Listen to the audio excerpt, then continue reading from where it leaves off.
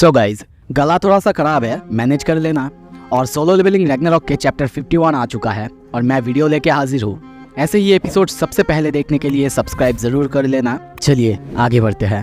Episode के शुरू में उन्हीं बंदों को यानी विलेंस को वहाँ पे मरे हुए और गिरे हुए देखते हैं और वहीं पे हम बीएक मीहो और बीएक योनहो को देखते हैं। वो दोनों इन सब के बारे में बात कर रहे थे। योनहो पूछता है कि और कितने बचे हुए हैं।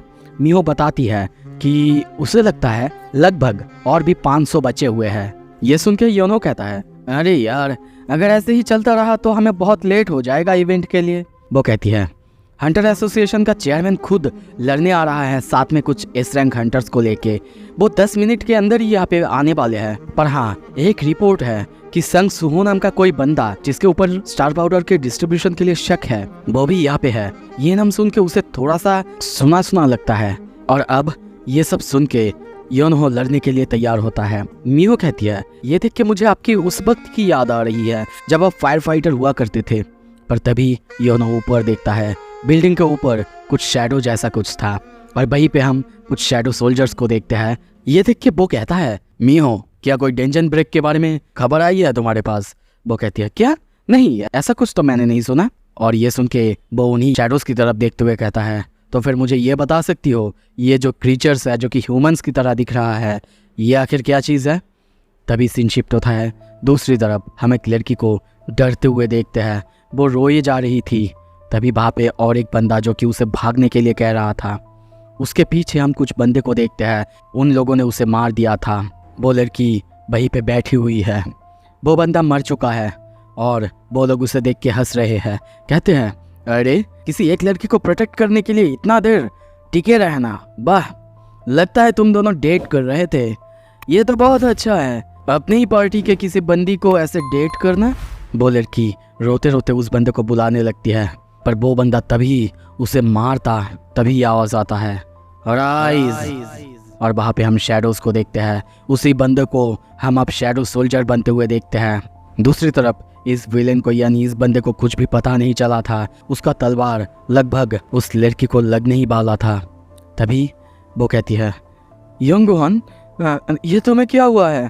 उस बंदे को वो डरते हुए देखती है, शॉक होते हुए देखती है।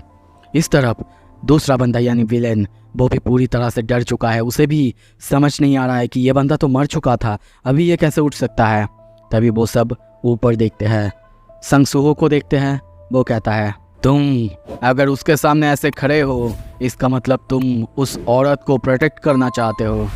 ओके, ठीक है, मैं तुम्हें ऐसा पावर देता हूँ कि तुम उसे प्रोटेक्ट कर पाओ अपनी फाइनल मोमेंट्स तक। वो अपनी शैडो आइटम नेगा वॉरियर बेल्ट उसे देता है, जिसका क्रिएशन ग्रेट रेयर है, और साथ में वो आर्मर, वो एक आर्मर के जैसा है, वो उसे गिफ्ट करता है या फिर बोलू देता है। साथ में नेगा वॉरियर शोल्डर गार्ड और अलग अलग चीज़ें उसे गिफ्ट करता है, जिससे वो बंदा बहुत ज़्यादा पावरफुल होता है। उन सब के सामने चिल्लाने लगता है और एक ही बार में उन सबको वहीं पे मार देता है। उनका खून चारों तरफ था और तभी सुहो उनकी तरफ देख के उन सबको भी अराइज करता है, यानी अपनी शैडो सोल्जर में तब्दील कर लेता है।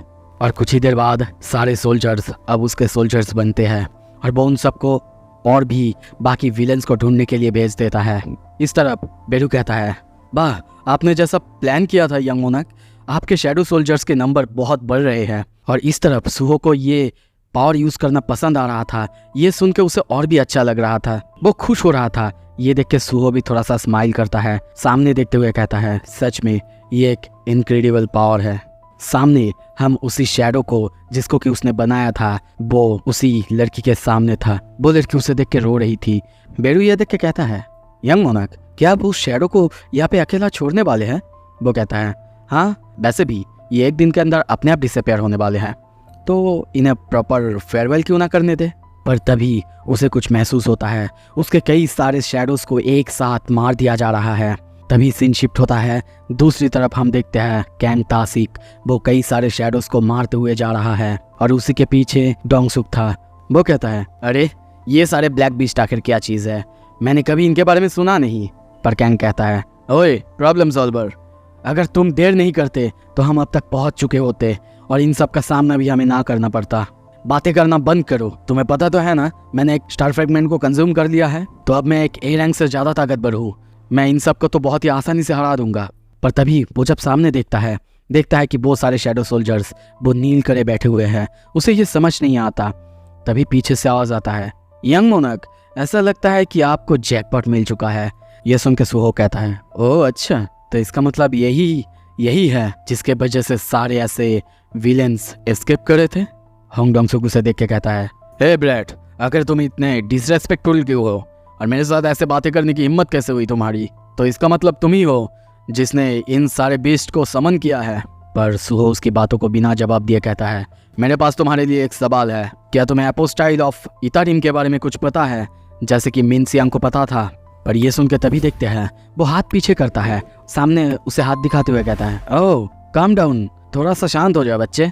अगर तुम सच में बात ही करना चाहते हो तो मुझसे डिस्टेंस बजाय रखो। इस तरफ हाथों से पीछे इशारा कर रहा था और कहता है, अगर तुम सच में एपोस्टाइल के बारे में जानना ही चाहते हो तो हाँ, मुझे उनके बारे में पता है। पर तभी वो कुछ और कहता। पीछे से कैंग तासिक दौड़ता है सामने की तरफ, पर तभी देखते हैं उसको पास करते हुए सुहो ऑलरेडी डोंगसुक के पास पहुंच चुका था और ये देख के वो बहुत ज़्यादा डरा हुआ है। इस तरफ सुहो डोंगसुक के कंधे पे हाथ देते हुए कहता है, तो तुम सच में इतारिम्स के बारे में नहीं जानते हो? तो फिर मुझे बताओ, इतने सारे फ्रेगमेंट्स तुम्हें कहाँ से मिला और तुमने इस पूरे शहर पर अटैक क्यों करवाया?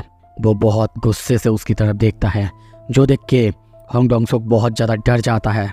वो समझ चुका है कि सुहो कोई नॉर्मल बंदा नहीं है या फिर नॉर्मल समोनर नहीं है और इसी वजह से वो कहता है, अगर तुमने मेरे ऊपर एक उंगली भी उठाया तो फिर मेरे छोटे भाई। पर तभी सुहो अपनी पावर्स का इस्तेमाल करता है, अपने हाथों से बस थोड़ा सा प्रेशर देता है, वो पूरी तरह से नीचे दब जाता है। नीचे की ज़मीन जो फ्लोर था वो पूरी तरह से क्रैक हो जाता है। दर्द से होंग डोंगसुक चिल्लाने लगता है। सुहो कहता है, मुझे परवाह नहीं तुम्हारे भाई कौन है, मुझे परवाह नहीं कि वो एस रैंक है या नहीं, जस्ट मेरे सवालों का जवाब दो। और ये सुन के वो कहने लगता है, मेरे भाई ने मुझे दिया था ये सब, मैं इसके बारे में कुछ भी नहीं जानता और वैसे मेरे पास सिटी में अटैक करने का कोई रीज़न नहीं था, मुझे बस ये एंटरटेनिंग लगा इसी वजह से, और मैं देखना चाहता था कि वो लोग मेरे कमांड को फॉलो करते हैं कि नहीं। ये सुन के सुहो को और ज़्यादा गुस्सा आ जाता है। इस तरफ कैंग को ये देख के समझ आ चुका था कि सुहो कितना खतरनाक है, या तक कि उससे कितना ज़्यादा ताकतवर है और इसी वजह से वो यहाँ से भागना चाहता था, चाहे इसके लिए उसे होंग डोंगसुक को एवेंडन क्यों ना करना पड़े। पर तभी उसके दिमाग में आवाज़ आता है, ये तुम्हारे लिए आसान नहीं होगा। और हम वहीं पे एपोस्टाइल या फिर इतारिम की आंखों को देखते हैं। ये देख के कैंग बहुत ज़्यादा डर जाता है, पीछे देखता है, उसे ये कुछ भी समझ नहीं आता। इस तरफ हम उसी एपोस्टाइल को देखते हैं। वो इसी बारे में सोच रहा था कि वो सुहो की पावर को देखना चाहता है वहाँ पे पहुँचने से पहले, और इसी वजह से कैंग तासिक के ऊपर भी कंट्रोल जमा लेता है। कैंग के ऊपर भी हम ली मिन सियांग की तरह वैसा ही एरो को देखते हैं और उसे भी अब बहुत ज़्यादा पावर मिल चुका है। और तभी कैंग कहता है, स्किल कैमोफ्लेज, और अब सुहो डरते हुए वहाँ पे देखता है। वो डॉज करता है उसकी अटैक्स को, पर इस तरफ होंग डोंगसुक वो डॉज नहीं कर पाता। जितने भी कट्स थे उसके बॉडी में लग चुका है और इसी वजह से वो वहीं पे मर जाता है, नीचे गिर जाता है। पर कैंग तासिक वहाँ पे कहीं भी नहीं था। इस तरफ बेरू सुहो को बताता है, यंग मोनार्क, अभी मुझे एपोस्टाइल की एनर्जी फील हुई। सुहो भी समझ चुका है कि ये एपोस्टाइल या फिर इतारिम फिर से कंट्रोल कर रहा है किसी और को, और अब वो भी लड़ने के लिए तैयार होता है। ये एपिसोड यहीं पे ख़त्म होता है। मुझे पता नहीं फिर से स्ट्राइक देके इस वीडियो को डाउन किया जाएगा या नहीं। अगर नहीं होता है तो मेरे मेहनत के लिए आप इस वीडियो को लाइक कर देना और नए हो सब्सक्राइब कर दो, ऐसे ही सबसे पहले अगले वीडियो को डिटेल में देखने के लिए। Thank you so much, stay tuned.